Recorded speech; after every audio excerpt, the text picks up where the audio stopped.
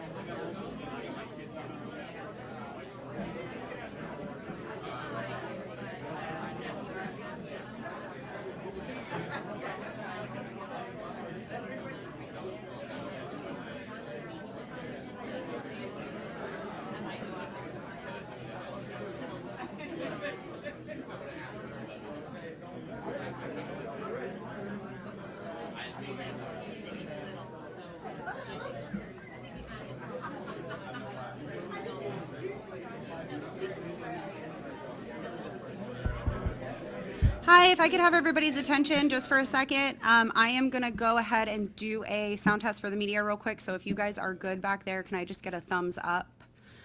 Testing, testing, 1, 2, testing, 1, 2, 3. Okay, awesome. Thanks, guys.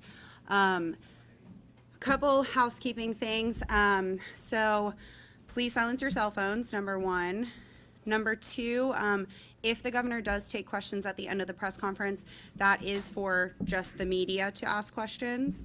And then number 3, when the governor moves over to this table to sign the bill, please everyone stay seated, otherwise the cameras will not be able to get that shot. And try not to hold your phones up super high.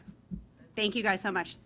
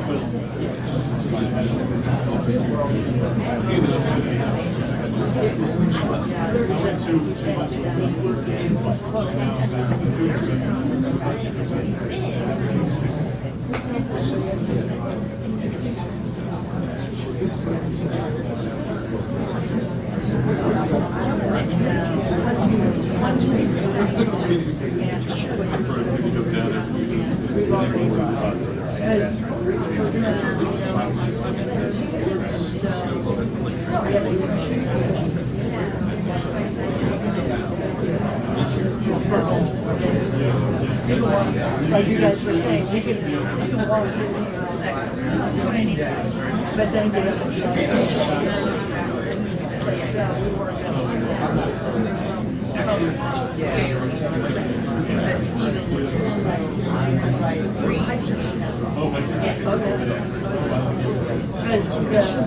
we're actually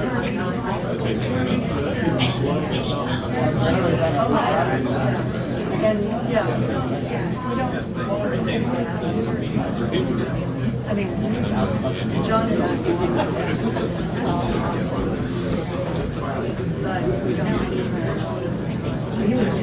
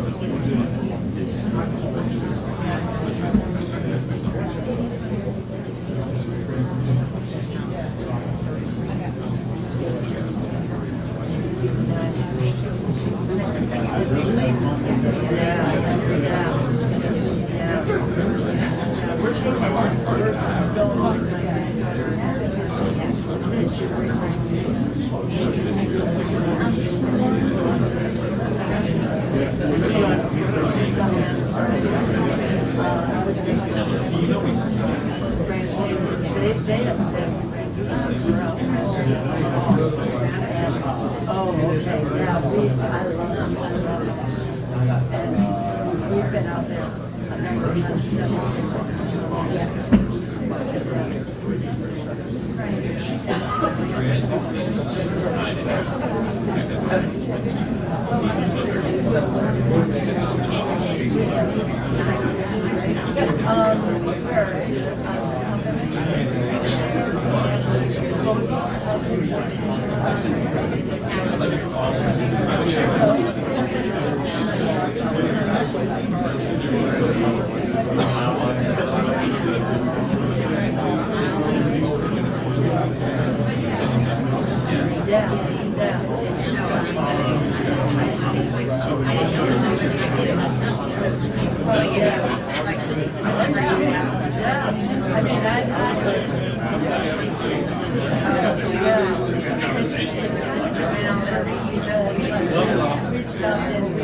check out and so we had some extra time. And we just sat there for a while.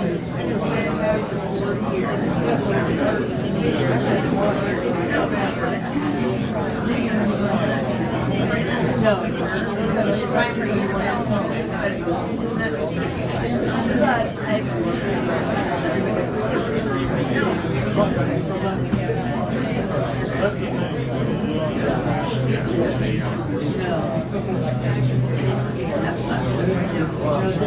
like my sister says, this is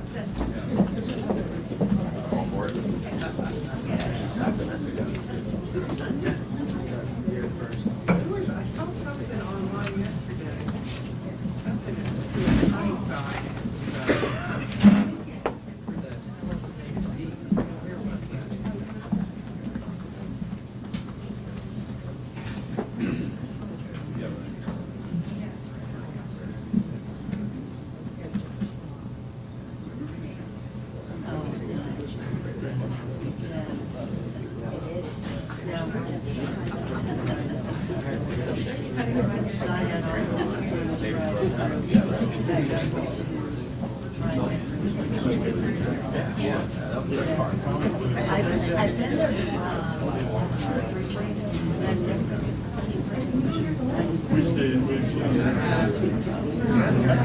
Fact check.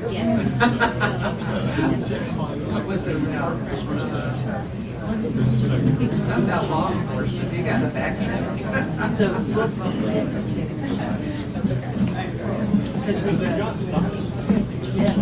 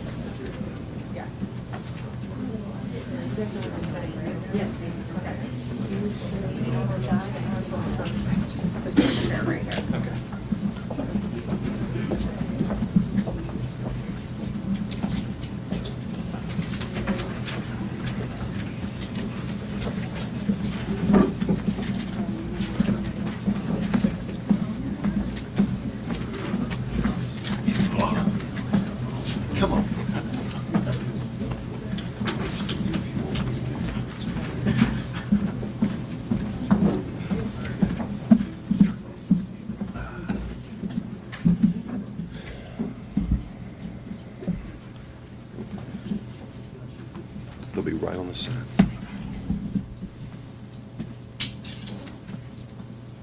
Be so quiet. Like we're at church service or something. This is a big day. How many times do you get to see a bill signed by the governor of the state of Florida? That's right.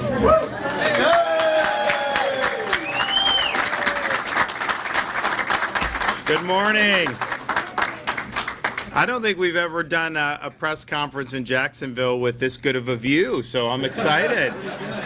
Thanks for hosting us. We appreciate VyStar doing that, and thank you all for being here. We got a couple good bills to be able to sign that we're looking forward to doing. I do want to recognize a lot of the folks that are here. Our Chief Financial Officer, Jimmy Patronis, Rick Skaggs, President and CEO, USF Federal Credit Union, incoming board chair, League of Southeastern Credit Unions. Brian Wolfberg, President and CEO, VyStar Credit Union. Gary Ramey, CEO, Liberty Ammunition. Isabella Sala, second grade teacher, Cornerstone Classical Academy. We have Representatives Jocks, Black, Michael, and Duggan. And then we have Senator Clay Yarborough here. So thank you all, and thank you for what you did to bring this legislation to the forefront. We pride ourselves on standing up for folks and doing what's right, particularly in the face of other people's agenda outside of Florida, outside of the United States even. People have this idea, some of these bad ideas that they want to impose on other people. Now, a lot of them don't want to live under the ideas they want to impose on you, and they want to do their own thing. But you see this with some of the stuff that's happened. So, for example, yesterday we were down in Hardee County in the middle of the Florida heartland because, there is a movement to really go after agriculture, to go after cattle ranching, and to say, these people actually say that humans should be eating insects, and you should just grow meat in a lab and not do it the old-fashioned way. And so we said, okay, well, why? What is driving this? And what's driving it is an agenda. They want to impose that. They want to phase out basically our way of life on a lot of these different things and impose this. And so we nipped that in the bud yesterday with the cattle ranching, and to make sure that they're going to be able to produce the meat and not get to a point where that gets forcibly, and I think it would be at some point in the future, forcibly displaced. And in this day and age, all it takes is some federal bureaucracy to issue a rule. They don't even pass laws anymore. They just issue a rule saying you can do this or can't do that, and then you got to fight in court and all this other stuff. So you see that. We've also seen it in actions we've already taken in the state of Florida. For example, we are the first state to ban the Chinese Communist Party from buying land in our state. And why would we want them to have land here? And other states have now followed suit because you've seen a movement. They want farmland. They want land near military bases. And they're not just doing that to contribute to America. They're doing it for their own interests. So you see that.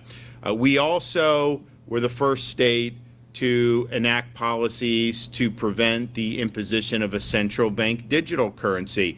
And that's something that the Fed has talked about. They don't have authority to do it absent Congress, but they may do it at some point anyways, or try to. And that'll be a way to phase out cash, have a digital dollar, which they are going to have supervision over. And they'll have supervision over how you use that. And that's totally comes out of this playbook where you have these elites that want to impose that down, and they've bragged about it. You could look at things like Davos and the World Economic Forum.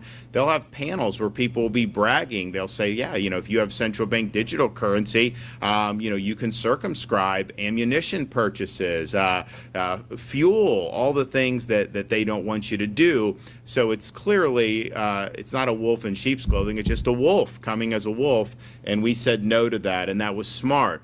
We also, in recent years, signed legislation, and today's bills will touch on this, to protect your right to do business in Florida, to participate in the financial system without having your political opinions weaponized against you. We see it in places like China where they have a social credit system.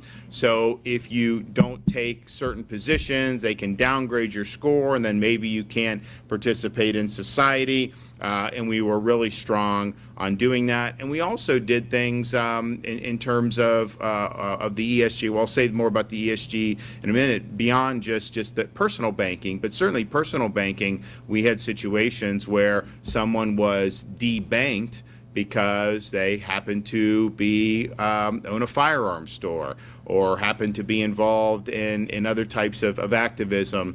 And at some level, it's like people can kind of do what they want in both business and individual. But when you have a handful of companies that really control so much, and if they all decide to put their thumb on the scale against you, you really have very little recourse at that point, particularly as a small business person. So Florida stepped in to provide protection so that people will be able to participate in the economy. We've also protected Floridians from the tracking of credit card transactions related to the purchase of firearms or ammunition. And that's something that people want to do, and there's reasons why they want to do that, which are not good if you believe in Second Amendment rights. So we were able to do that. All this stuff falls under a rubric of ESG, environment, social governance. And again, this is something that, you'll have these people, fly into Davos on their private jets, massive numbers of private jets flying into Davos, and yet turn around and have panels saying that farmers are causing global warming, or you shouldn't be able to drive an internal combustion engine in your personal vehicle, or you shouldn't be able to eat meat, or this or that. Now, they will never abide by any of those restrictions themselves, but they have this vision, which is really a dystopian vision that would undermine vitality and freedom in our country. And so we've said in Florida, that agenda is dead on arrival here, and we've done that in a variety of ways. So we were the leader in this country in kneecapping the use of ESG in state pension investing. And if you think about it, there's a handful of companies that have huge power in that. And if they're going to say certain things must be done with their investment decisions, even though if you're a retired cop or teacher, your pension is probably going to do worse as a result of that, they do that. And so if they're allowed to do that, you're going to see changes to society without you ever having any say of it at the ballot box. So we said that's not happening in Florida. We eliminated ESG from our pensions. You're not allowed. Now, sometimes people say, well, if someone wants to invest in a solar company, why they can't? They can in Florida. You can invest in what you want, but the goal is what's the best return for the person on the pension. It's not to promote an agenda that you may want as an asset manager or as somebody else that has a high position in the financial in the financial system. So we led on that, and you have other states that have followed. And now you see headlines all the time saying how these ESG funds are hemorrhaging. People are fleeing these funds because it is subordinating the interest of the person receiving the pension to the desire of the people who are managing the money and want to impose policy for their own sake. And we're not going to let them weaponize our pension to advance an ideological agenda. So we've done really yeoman's work, and we did it. This is years ago we started on the ESG front in the state of Florida. And it's very complicated in terms of how all this stuff gets managed with the State Board of Administration. We do have an incoming, is going to head is someone from my office, Chris Spencer, who knows all of this stuff. And it's going to be very good because we're going to be even tighter on the ESG. It's going to be really, really fantastic to be able to see that. But this is a whole cottage industry that's developed, and it raises the question. It's like, okay, we have a constitution, we have elections, we're supposed to govern ourselves.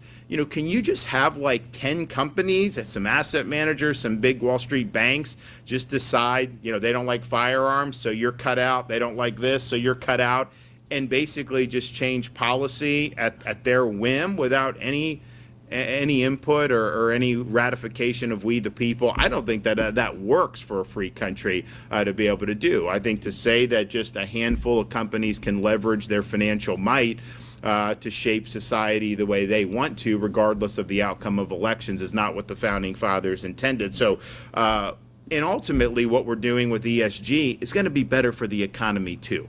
It's not going to work to have a politicized economy. If companies are expected to take positions on all these different issues and become basically political entities, that's going to subtract from their ability to actually return value to their shareholders if they're publicly traded, or to do well if they're not. And that's just not good. We're not going to grow the economy as well. We're not going to have as much economic success. So we were right to be able to do that, and we've really led the way in terms of fighting back against ESG. We've also led on fighting back against this DEI that you see in corporate America, and particularly in higher education. You want to see the fruits of DEI? Just look at Columbia University. Not exactly the way you want to run a ship. So we said no DEI, in Florida. Now it says it's called diversity, equity, and inclusion, but if you look the way it's practiced, it's an ideological agenda. It's really twisted around to weaponize against groups that the proponents of this don't like. So as practice, it's discrimination, exclusion, and indoctrination. That does not have a place in our public universities, and so we are the first state in the country to eliminate it. Now Texas has done it. Iowa, a bunch of other states are now following suit, and this has become something that most people agree.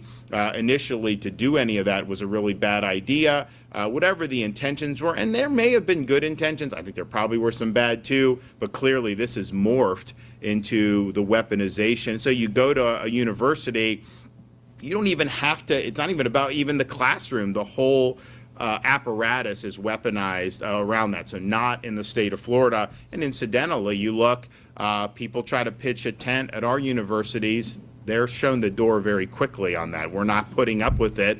This is not New York. This is not California. We're going to enforce appropriate standards of conduct, and simply commandeering a lawn with a tent and harassing other people, that does not pass. That does not fly in the state of Florida. So we were able to do the DEI. But if you look at some of the stuff with the financial institution, you've had a lot of examples of folks being discriminated against just based on their views or what they're doing, legal stuff, but just what they're doing. Moms for Liberty, they're very much active in Florida and around the country in education, promoting parents' rights, good curriculum. They had their account frozen by PayPal for no reason.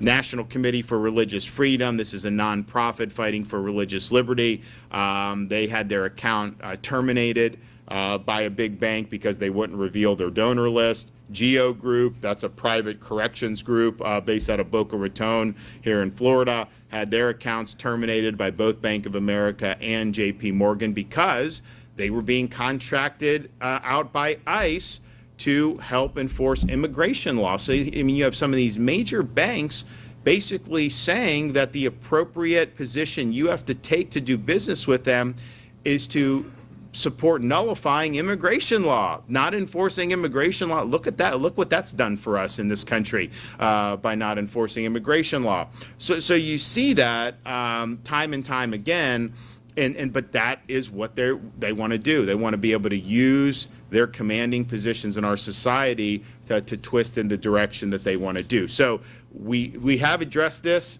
provided protections for Florida. The legislature believed that there was more that needed to be done, and so they passed HB 989. This will enhance Florida's protections for consumers against ESG activism in our financial system, and it protects them against a social credit system or discrimination based on their viewpoints.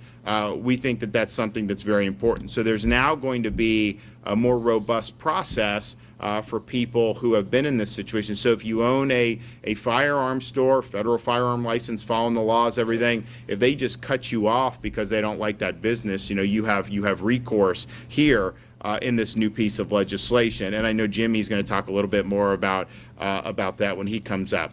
The other part of this bill that's really good, that's part of the reason we're here at VyStar, Florida had a provision of law that said only banks could hold public deposits. Public credit unions were not allowed to hold public deposits. And so, the state uses financial institutions for our money, and we've got a lot of money because we have a big budget surplus, unlike other states. So we're doing that, and, well, it's true.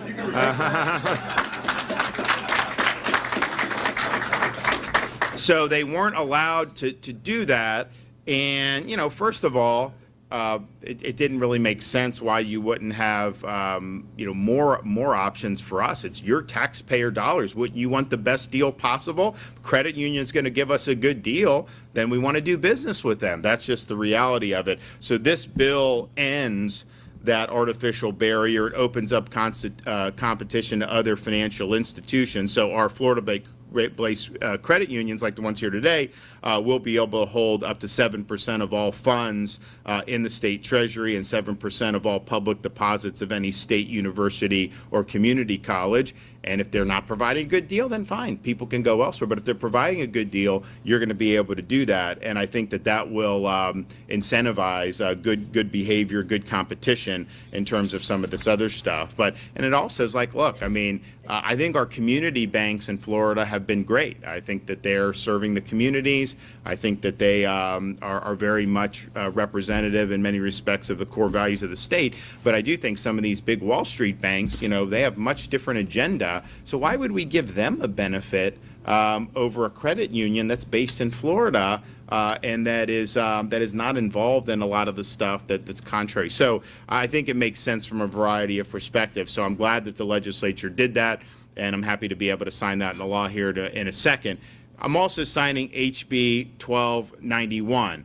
And Florida, under Florida law, the State Board of Education has the responsibility of approving or setting out guidelines for teacher preparation and teacher training. And we've done a lot on increasing teacher pay, and we're actually going to do more this year than we've ever done, but we've done billions of dollars in increase. We've created pathways for people to become teachers outside of some of the more traditional, like go to a school of education. And we have veterans that we're getting into the classroom, former law enforcement, a bunch of good stuff.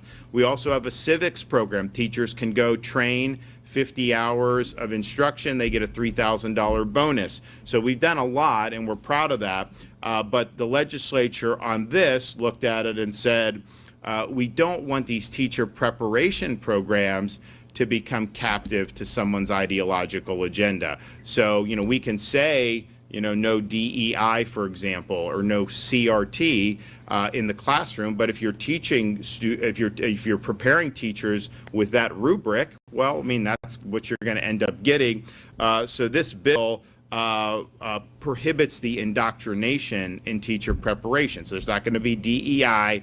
There's not going to be, any of the bogus history. It's just going to be standard teacher preparation without having an ideological agenda. And I think that that's something that is that we want to see.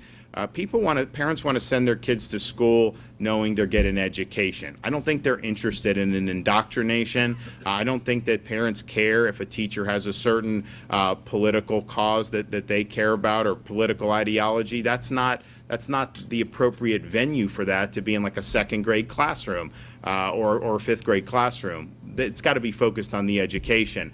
All this other stuff, that's something that kids learn about in their upbringing and at home and a whole bunch of other things. But to say you're going to take one viewpoint, one perspective, and try to impose that as the standard for curriculum, that doesn't work in Florida, and we don't do it. So here on the teacher preparation, that is going to reflect our overall policy, and I think that that's something that's really, really good. The other thing we're doing, and it's not reflected in these bills, is, they have some of these trainings that are done in corporate America. The DEI has been very prominent.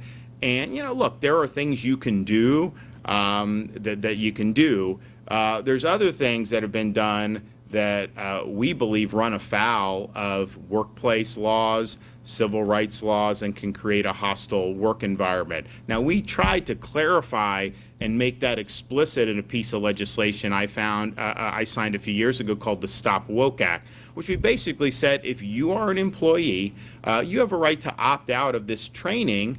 If, for example, if it says that you have to say that white people are bad or whatever, feel guilt because you're this, like, that's just ridiculous. And so you have a right to opt out. And the courts incredibly said that was their First Amendment right to do that training on you without you having an ability to opt out. And companies can say what they want. They can do this stuff, but an employee should have the right to free themselves from a hostile work environment. And so we've been working since that decision came down from the 11th Circuit panel with the Attorney General's office. And it's our view that current Florida civil rights laws prohibits some of this racist training that is being done and imposed under the rubric of DE&I.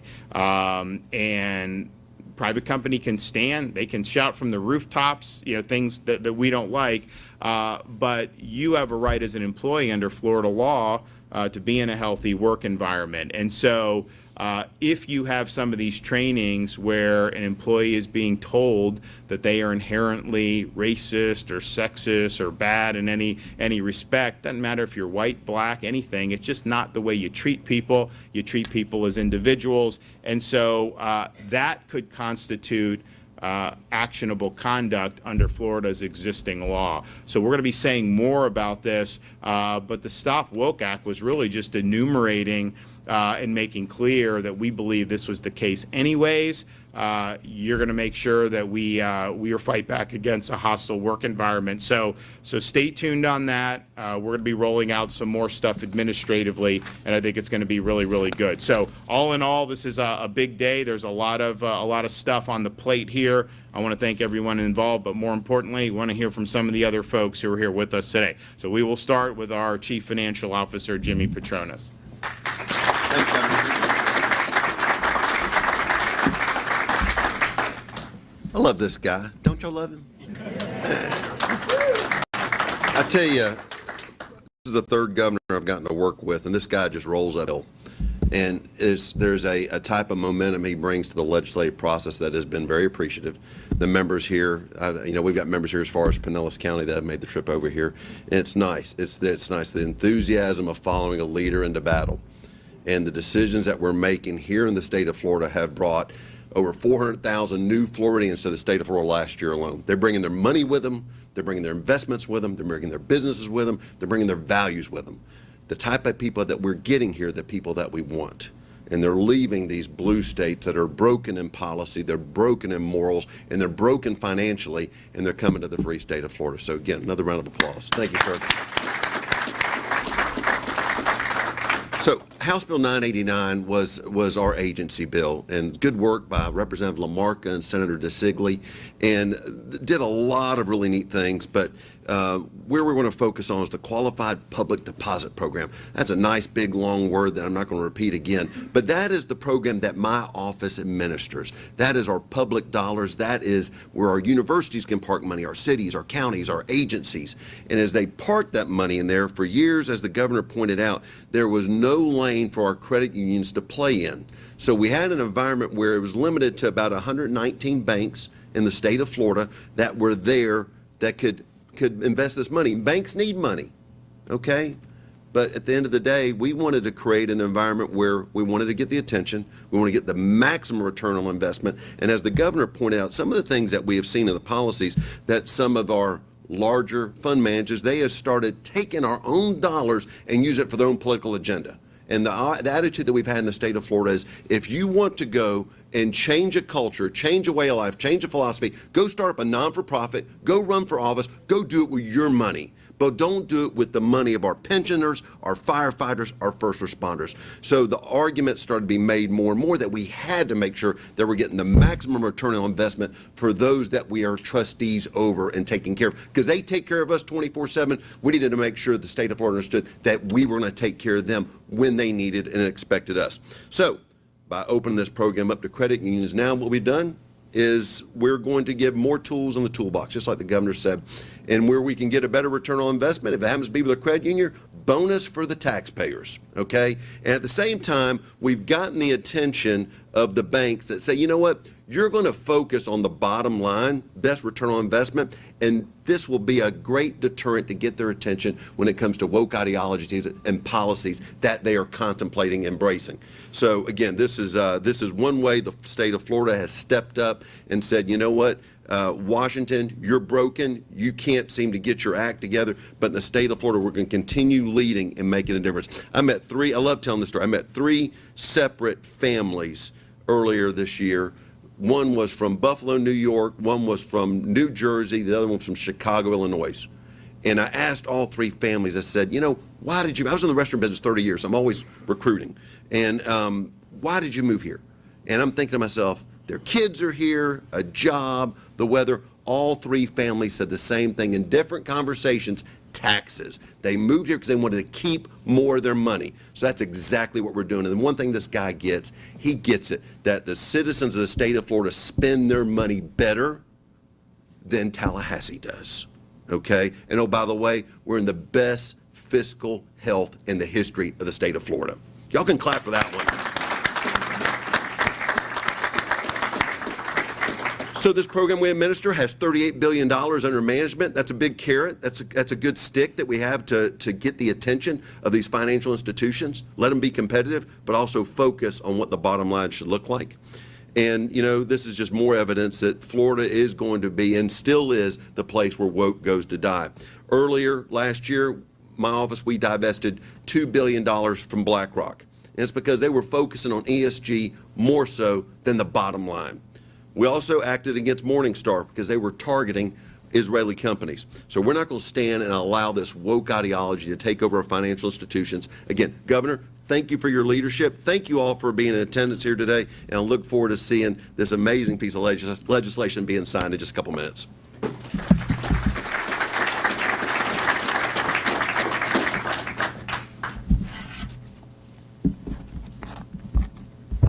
It's not a long speech. Good morning. Good morning. Good to be with you today. This is a very eventful and a positive day for us to move forward in our state. I am honored to be with you today and to represent Florida's 117 credit unions and a collective of almost 7.6 million Floridians belong to credit unions. That's 1 in 3 Floridians. So we do have a big scale across the state of Florida. My name is Rick Skaggs. I am the president and CEO of the University of South Florida Federal Credit Union and the incoming chairman, as the governor said, for the League of Southeastern Credit Unions. So it's good to be here with you and represent our credit unions, and we are so excited for this legislation, and we thank you for the work that's been done for that. On behalf of the credit unions, I would like to express our sincere appreciation to the governor and to our CFO and the Florida legislature for their leadership and allowing credit unions to be designated, and I'm going to use the term, qualified public depositories in the state of Florida. And if you look at our mission and what credit unions do, you know, we're focused on the well-being and financial wellness of our citizens here in the state of Florida, and that is ingrained in our motto of people helping people.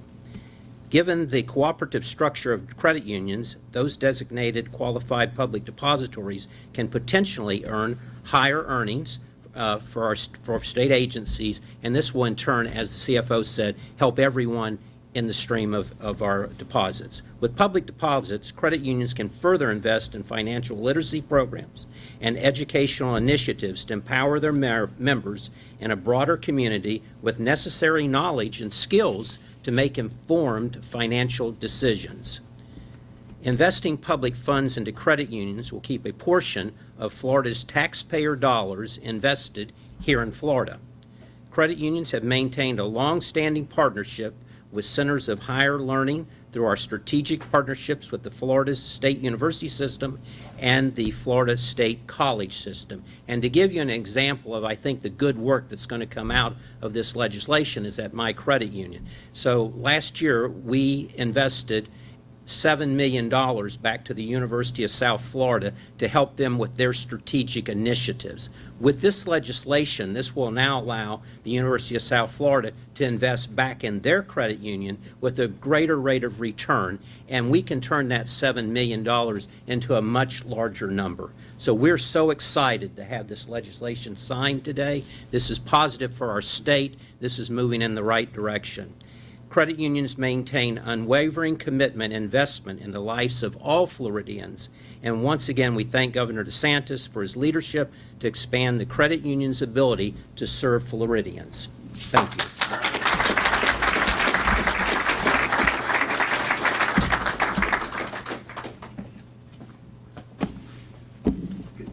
Good morning. I'm Brian Wolfberg, President and CEO of VyStar Credit Union. I'd like to welcome everyone to our headquarters here in Jacksonville. Thank the Governor for being with us and for everything you did on this bill, the CFO Patronis, to your office, the administration. The legislature's support of public deposits was extremely important to us. You and your team have been strong allies to Florida's credit unions, and we truly appreciate it. As has been noted, this bill closes a loophole in state law that prevented credit unions from holding public deposits and thus offering the state options on its banking deposits. I think we can all agree that options and competition are always good. For decades, departments, agencies, universities in our great state have been shut off from an extremely robust and viable marketplace, and that is Florida's credit unions. Each of us in this room has the opportunity to make our own personal choices about our hard-earned dollars. Until today, the state and other agencies have not had that same flexibility. The price of this closed market and less competition has been borne by individuals, families, small businesses in our state. Because as was noted, the state treasury dollars are our dollars at work.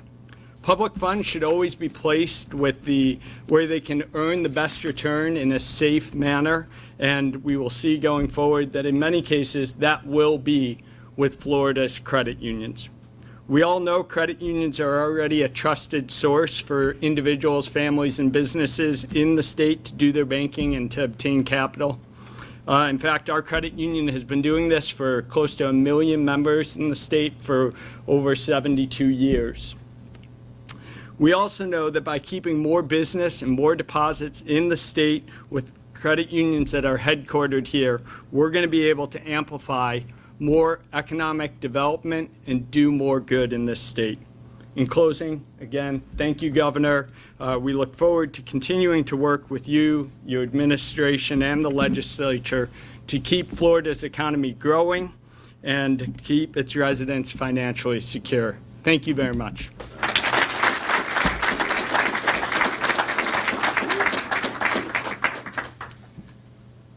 Good morning. My name is Gary Ramey. I'm the CEO of Liberty Ammunition. And before I begin, I'd like to thank the governor for his service and his family as well for the service to our nation and the military. Thank you, sir.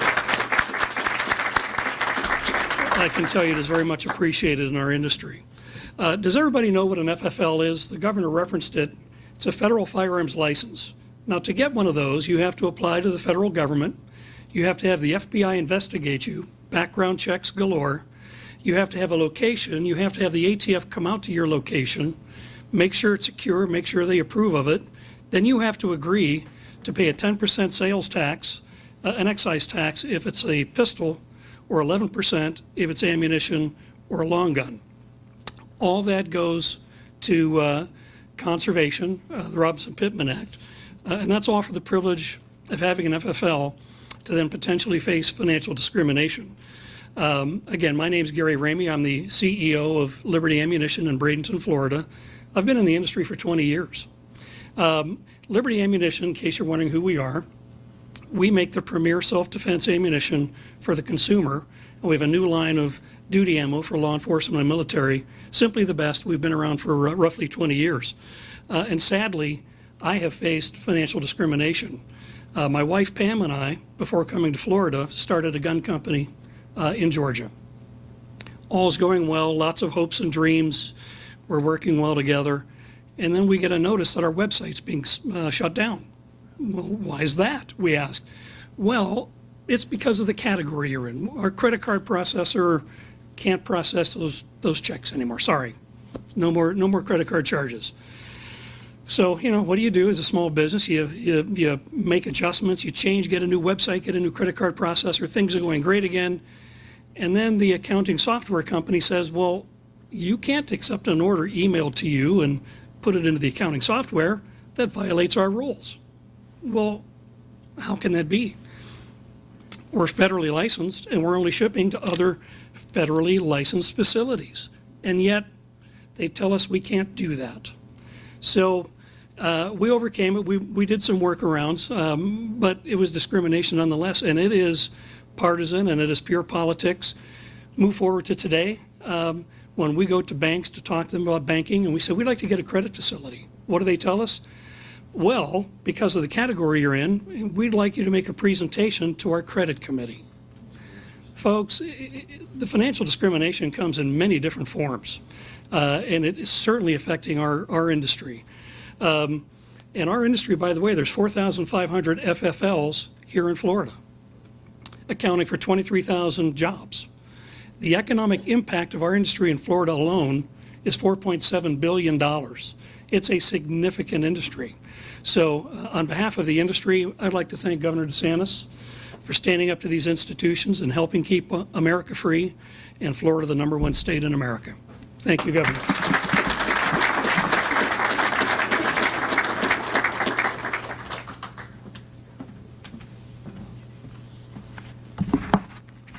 Good morning. My name is Isabel Sala, and I am currently a second grade teacher here in the Duval County Public School System. Thank you, Governor DeSantis, for providing an opportunity for me to speak on behalf of strengthening education preparation programs, especially when it comes to strengthening young educators to feel confident in historically accurate content that will prohibit indoctrination of any kind. Currently, I work at Cornerstone Classical Academy, where I cannot be more blessed with the rigor and richness we teachers get the privilege to provide each student in all subject areas. It excites me to say that every day I walk into my classroom and get a chance to share historical curriculum that spans from ancient India to ancient Greece to the making of our Constitution to westward expansion. And that's just to name the history curriculum.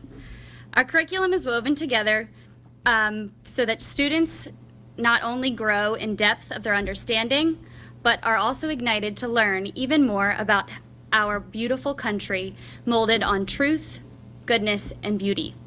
The students come in each lesson eager to learn about historical events and how the formation of these events have chronologically unfolded over the years. Yet keep in mind, this is all happening in a second grade classroom of 8-year-olds. It saddens me, however, that not every educator in this country gets the opportunity to witness this great, healthy cultivation of knowledge. Let me backtrack a little bit for you to better get an understanding. I grew up in a conservative household where my parents blessed me with the morals and the foundation to stand on my own beliefs, including the importance of history. Yet, when I attended college over 6 years ago now, I walked into my first history course and was quickly knew that it was going to be a test. I walked into my first history class and knew it was going to be a test. I would have to stand on my own passion of what education should look like. I spent most of my time opposing my professors, one in which told me Hamilton, the Broadway musical, was historically appropriate to show students to teach about our founding fathers. You could say that there was a lack of historical knowledge being taught at my university, not in the state of Florida. Yet my passion of history never died. In fact, it grew even more to learn the truth of what must be shared with the future citizens of our nation. But here's the bigger question I came to terms with. What about all the other passionate educators that were not gifted with knowing the truth that I was at a young age? Are they left to follow history curriculum blindly, no matter whether it is accurate or not, indoctrinated or not? Furthermore, if educators are blind to learning the truth, then their students are only left with the curriculum of what it depicts. And in essence, the blind are teaching the blind. Now, what this bill is so wonderfully providing is an opportunity for educators to not be blind anymore. The goal is to make more educators feel confident about teaching the truth of what history is without hidden agendas. To do this, you have to make the educator confident enough to spot the traps.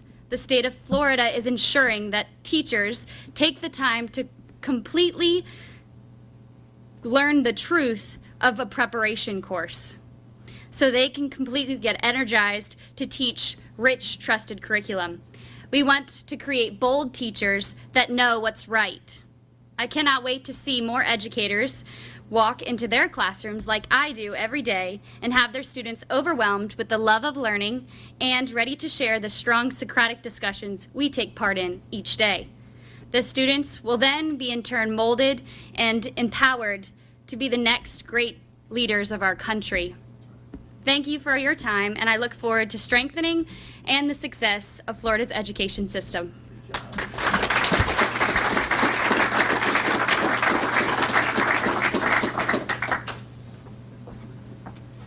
Good morning, everyone.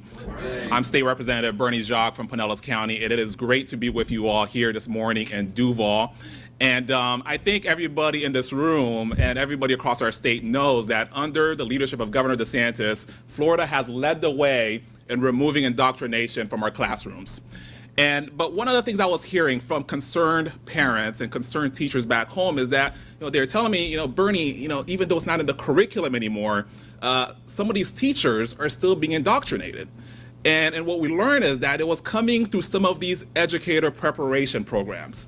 And so even though in the classroom, the students were not allowed to be indoctrinated through the curriculum, the teachers were indoctrinated, so it was still seeping through because, again, along the way, they were getting all of this woke stuff being fed to them as they were becoming teachers. And so I partnered with my colleague, Representative John Snyder, and led the charge in the Florida House to make sure to eliminate all that stuff from our educator preparation courses.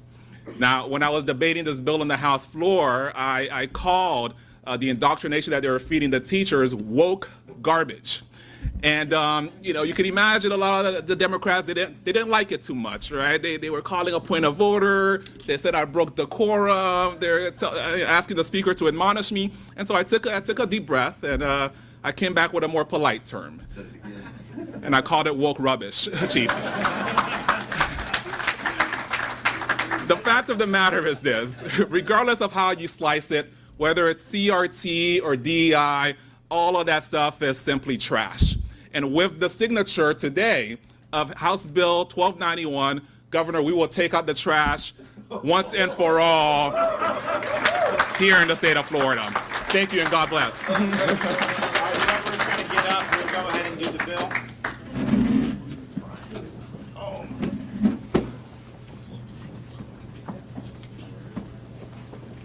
May 2nd, right? Yes, sir, Thursday. All right. So we're going to do, let's see what we got first. So we've got the financial bill here.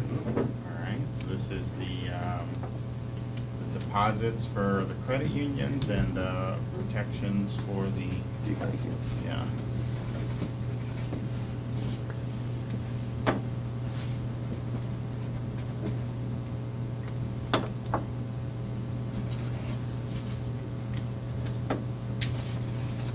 Who wants one? Sure. You get the teacher one. Oh, sorry. Thank you, Governor. All right, so there's that one. All right, so here's the educator one.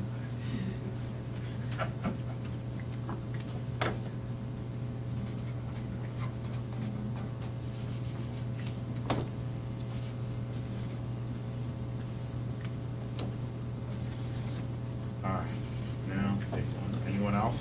Bernie? Bernie? Here. Thank you. Appreciate it. You get it? Okay, anyone else? Okay, there we go. All right, so we've got two. There we go.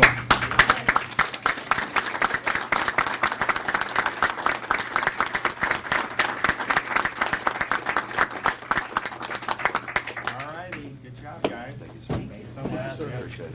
Yep. Thanks for doing this. Hey, how you doing? Good to see you. Thank you. Yeah, of course. How you doing? How's it going, man? Good to see you. Yeah, thank you. Great to see you again. Yeah, good to see Much you. appreciated. Yeah, of course. Well, we look forward. I think that bill takes effect July 1st, so I'm sure that credit unions are going to be banging on Jimmy's door to be able to get some business, and I look forward to saving money for the state. So whatever we can do, to be able to do. I haven't signed the budget yet. We're still going through it, but part of it, we started a accelerated debt repayment program because we've already paid off over 25% of the state's total debt just since I've been in office, and we now have the lowest per capita debt of any state in the United States. But we actually have a program that we started last year to say let's retire some of that debt early if it's financially sensible. So we have another round of that. So you're going to continue to see us do some really good things. And how good is it to be in a state where they're have low debt and they're paying it off early instead of some of these places that have all these unfunded liabilities, which they're not going to be able to pay. And eventually they're going to try to get a federal taxpayer bailout to be able to bail them out. Now, they will do that over my opposition, and I think the opposition of many others, but that's where it's headed. The other thing is we were on Tuesday, we were able to put out the announcement for our Gulf red snapper season. And this is something that's very important for the state, particularly for recreational fishermen.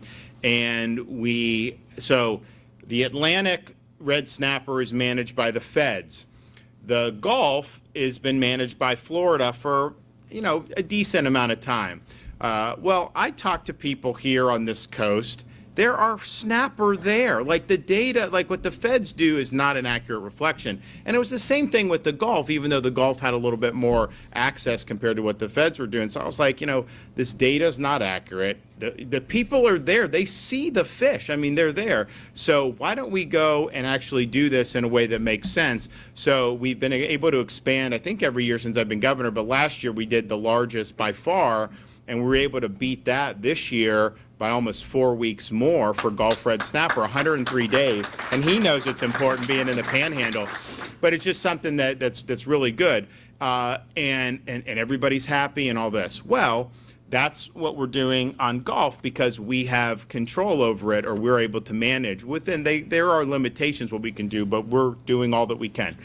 The feds manage Atlantic red snapper. And so last year, while we had a record season in the Gulf, more than we've ever had until my announcement for this year, how many days was there for Atlantic red snapper? It's like 2 days. I mean, it's like they don't do, and they're there. So I would love for the state to be able to take over management of the Atlantic red snapper.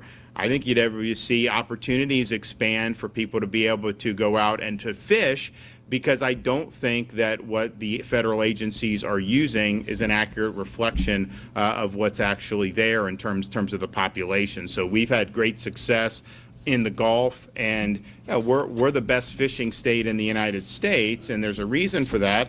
We want to do all we can to make sure that people have a lot of opportunities to enjoy themselves. So I know there's a lot of people in Jimmy's neck of the woods that are licking their chops for June 1st to come, and they're going to be out there doing that, and that's good. That's part of what makes it great. So, okay, with that, I'll take some questions. There's murmurs of a possible special session. Could we see a competing abortion amendment make it on the ballot this year? That would be news to me if that were to happen in terms of any other amendments being added to the ballot. But there may be people in the legislature talking. It's not coming from me if that's the case. Governor, Senate Bill 7014, which is about ethics reform, it overwhelmingly passed the Senate, overwhelmingly passed the House by a 2-to-1 margin. Would you like to see that bill brought to your desk, and would you be willing to sign it? I don't know that I've reviewed that yet, so it has not been sent to me. I mean, I think, as you know, they pass all this stuff, like hundreds of bills, and then they send, and then once they send to me, the clock starts. So although we are reviewing bills and we go through them, that has not been sent to my desk yet. So I'm not exactly sure what's in that, so when I get it, I will get back to you with an answer on that. Yes, sir. I would, yes, I do. I think that the SB 4 that Texas did was, it's still in the courts. It got a favorable, then kind of a not favorable from the U.S. Supreme Court. But bottom line is given what's happened, the states, we need to do whatever we can to be able to protect against. And here's the thing, you remember when we did so we did a program for the transport out of Florida for illegal immigrants, and some of that is, it's like we're not a border state. A lot of it we've stopped from, like, boats from Haiti coming in, and we've worked very hard on that. But we funded the thing for the Martha's Vineyard, right? And so this is a sanctuary jurisdiction they claimed. You have 50, and all hell breaks loose. They freaked out, that was happening for that, and it just showed you, they want open border until they have to deal with it. I can tell you, it's just it's a little bit of a bubble, but nevertheless, on that. Most of the people that went were from Venezuela. So people at the time were saying, oh, well, down in Miami, they're going to be so mad at the governor. So I go down there, and I didn't know. I didn't think that was true, but I know. And these Venezuelans are high-fiving me. Why? Because they know part of what Maduro has done is he has taken people out of prison and actually sent them to the southern border. So what's happened in terms of the people coming in, people that don't have this country's interests at heart have have absolutely used that to their effect. And you talk about 10 million people. If even 1% of those people are bad, that's a lot of people for that. And we know the cartels are doing much more than that. So we just have to do all that we can. We're not in the same position as Texas. And I think what we've done with the maritime has been fantastic. In fact, you go back 2 months ago, people were saying Florida's going to have this deluge of vessels coming from Haiti because of all the instability there. And we've had people since the 2023 January, we fortified to help the Coast Guard. We've had over 14,000 illegals interdicted and returned since January 2023. And then since we did even more of a beef up a couple months ago, we've had very little even attempt, because when they do, they get captured and then they're able to get turned back. So it's totally not worth getting on a vessel trying to come to Florida, because the chance of you getting through is pretty slim. And I think we've sent that message, and so people have now said, man, it's amazing that there's not more vessels coming in from Haiti. No, it's not. It's not something that's it's sensible that would happen, because we took action. So within the confines of what we've done, I think a really good job. But you also have situations where Biden, he's going into foreign countries. He's taking inadmissible aliens, he's legalizing them. Now, it's illegal what he's doing, but he is granting them at least superficial legal status, and he's flying them into the United States and dropping them in the United States. You had the situation where the one guy that they brought in from Haiti is now under charges for sexually assaulting a 14-year-old girl in Massachusetts. And it's like, we have all these problems in this country. Do you really need to be airdropping in inadmissible aliens using taxpayer funds? It makes no sense. So whatever we can do to protect in light of some of the things Texas has done, I'm supportive of. But I will say this: the actions we've taken have been effective. I mean, you go back when Biden first started, I was the first state to send people to. I knew what was going to happen. I mean, I think a lot of you probably did too, but like we knew. So we sent people down to stop, right, as best we could. And what you found is a lot of the people that came in illegally, a surprising number were looking to come to Florida. Now, we thought that maybe some, but it was a surprising number. Since all the reforms we've done, when people come across, they mention Florida a lot less to our guys that are on the border, because I think they realize we've disincentivized a lot of that. So I think everything the legislature has done that I've signed, I think has been effective. I think what we've done with the maritime has been very, very effective. And so if we have an opportunity to build on that, we definitely want to do that. Governor, what are your thoughts about Vice President Harris's visit yesterday, trying to reverse the work that the state and former President Donald Trump has done for the abortion ban? It's interesting. I see the Vice President Harris coming in, and she tries to say that somehow she represents standing up for women. Meanwhile, their administration is trying to force men into women's bathrooms and locker rooms. How is that good for women? How is it good for girls to have boys compete against them in these sports? And so I just think that it's just bizarre what they're doing. It's not constitutional what they're doing. We're fighting back against it. We're not going to comply with it. But the idea that a Biden-Harris ticket is going to be competitive in Florida, that's a farce. First of all, we're going to have 1 million more registered Republicans than Democrats by Election Day. We have 900,000 more now today. I can tell you, when I first took this office, nobody thought that was possible, and yet here we are. But I think it's even more than that. Have they succeeded on inflation and interest rates? No. Have they succeeded on solidifying our border? To the contrary, they've intentionally opened the border and caused all these problems. Have they helped lead the world in a way that is deterring conflict and promoting peace and stability? No. The world is much more ablaze than it had been prior to Biden-Harris taking office. And so I think you look at it and you're like, okay, what does it say about our country that you can have that track record and somehow get re-upped for another 4 years? So that isn't going to happen in Florida. we're very confident that that'll be the case. But I'll tell you this, I welcome them. Some of you guys and your employers would appreciate, light up the airwaves in Florida. Burn all the money you want down here. I'm fine. I'd rather you spend it here than in Wisconsin or Pennsylvania or some of these other places. So please come and do that. You know, we're fine with that, but I don't think people are going to be buying what they're selling. Yes, sir. There are two elements of House Bill 989 that I want to just elaborate your thoughts on. One is the idea of a safety storm, lithium-ion batteries, and fire from happening. How did local news outlet WKMG help ensure that that portion of the legislation will be passed? You want to talk about it? So we had gotten into, we learned something from every storm. And KMG was an amazing partner with bringing this issue to the forefront after Hurricane Ian.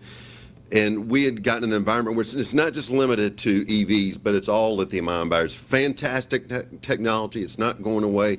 But we are putting our first responders in harm's way. In addition, we are putting our citizens in harm's way. So we've been, with that signature the governor just did, that's enabled rulemaking. So we're going to lean forward and we're going to start creating policies that make sense for safe handling to make sure that our families are safe and our first responders are safe. But KMG was a great partner with all that. Couldn't have done it without them. And the other, to couple that, part of that legislation also talks about benefits for firefighters who may end up being diagnosed. Oh, you got the right guy for that one. Yeah. Again, this guy signed the bill that is going to make sure that there's no question that our firefighters deserve the cancer benefits, that there's no area of gray. It's very black and white, that if they contract cancer during their time of service or up to 10 years afterwards, that they're going to have that policy there to give their families the peace of mind. Again, so Mike, if you're watching, thank you for what you did to help with this policy. You know, the thing, I mean, on these, on these EVs, so Ian comes through Southwest Florida, Category 5, like massive storm, and it was a big storm too, very powerful. So it hits like Sanibel and those areas really hard. But you know, Sanibel, like, you know, right there on the Gulf, like those are very upscale, nice homes, by and large, relatively modern construction.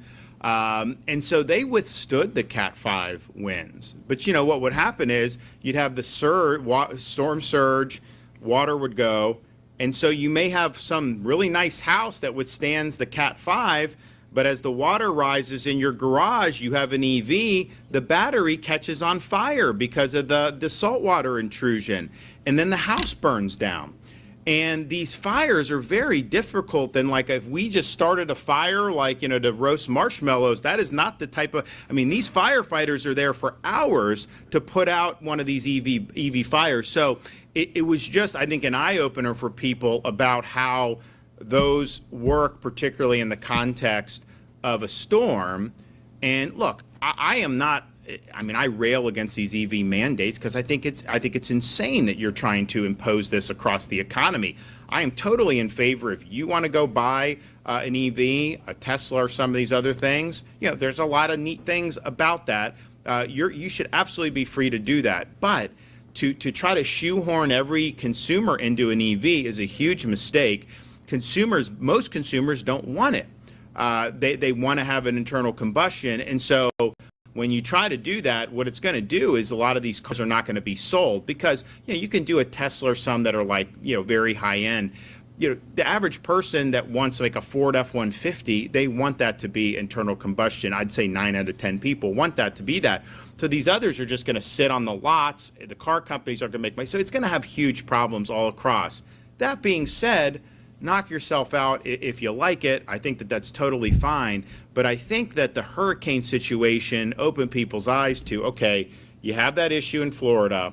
Then you also have a situation, yes, we got the power back on faster than any major hurricane in the history of the country after Ian. And that's great. And there was a lot of people that worked hard. Those linemen were ready. The companies were working hard. When we had some of the companies that were falling behind, you had FPL, Duke, some of them surged people to help them and get them on. So it was a team effort, and it's good. But just imagine if that wasn't possible. Or just imagine if you were in an area where maybe you didn't have leadership that thought getting the lights on was that much of a priority.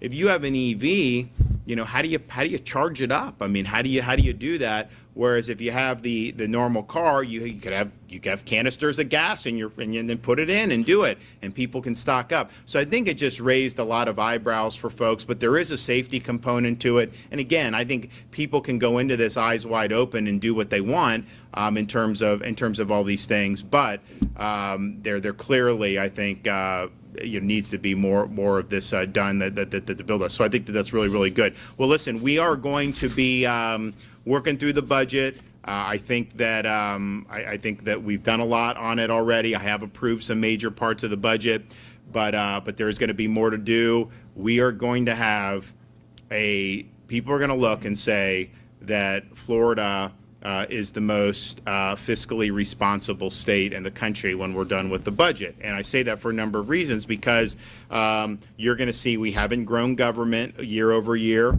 You're going to see that we're paying down debt at massive levels. You're going to see we're doing robust tax relief on a lot of different things, and then much of the permanent relief we've done in past years is still going.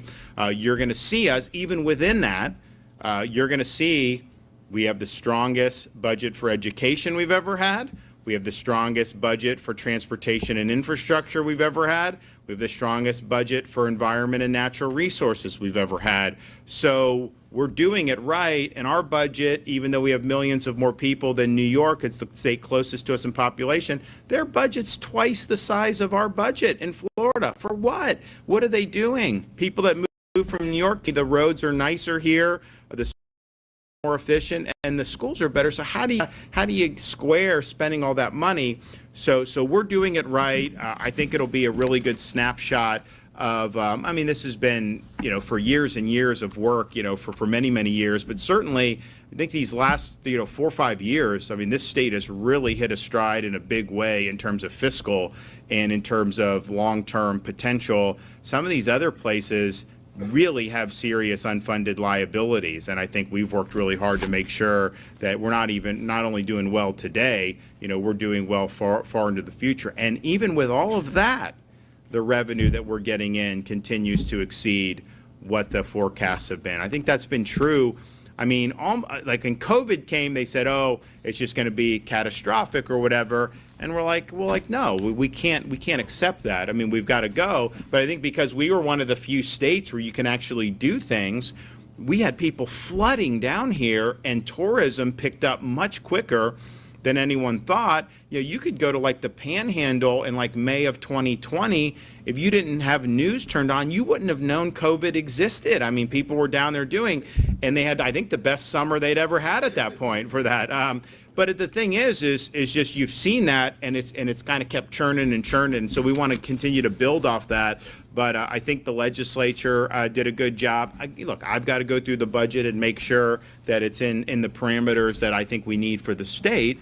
But I think the picture is going to look very, very strong. So you should feel good as a Florida taxpayer to know that we've got a great outlook going forward. Thanks, everybody.